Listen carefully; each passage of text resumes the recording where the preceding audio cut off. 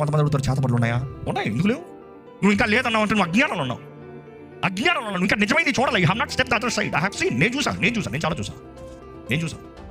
నా సొంత కజినే చేతబడులతో 8 దెయ్యాలతో పట్టి పీడించబడింది. తన కొరకు ఎన్ని సంవత్సరాలు పోరాడడం నాకు తెలుసు, ఎన్ని సంవత్సరాలు పెళ్ళడం నాకు తెలుసు. తన ఆ పరిస్థితులు ఉన్నప్పుడు ఏంటిది, ఎట్లా వస్తుంది, ఎలా విడిపించబడాలి? చాలా చదివా, చాలా నేర్చుకున్నా. వాక్యంలో నుండి, బయట నుండి అన్నీ గ్యాదర్డ్ అప్. ఈరోజు దేవుడు తన సంపూర్ణంగా విడిపించాడు, తన ఘనంగా జీవిస్తుంది. కానీ ఐ హావ్ సీన్ ఎంతోమంది దాని తర్వాత సేవ జీవితం అని చెప్పి నా యవన కాలంలో దాని తర్వాత నా సేవ జీవితంలో ఎంతోమంది చూసా. చేతబడు ఎక్కడి నుండి వచ్చావంటే వీళ్ళ అక్కేనని పంపించారు. వాళ్ళ అక్క కోయిట్లు ఉంటుందంటే ఇక్కడ చెల్లి మీద వస్తుందంట.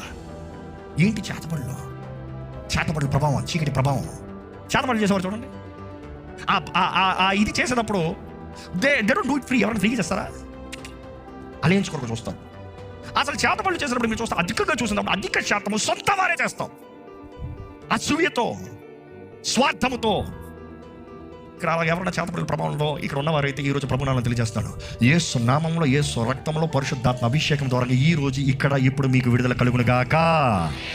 నా దేవుడు సమర్థుడు. ఎంతోమందిని విడిపిస్తాను చూసా. మనుషుడి శక్తి కాదు, దైవ శక్తి. యేసు నామంలో అధికారం, మనుషుడి నామంలో అధికారం కాదు.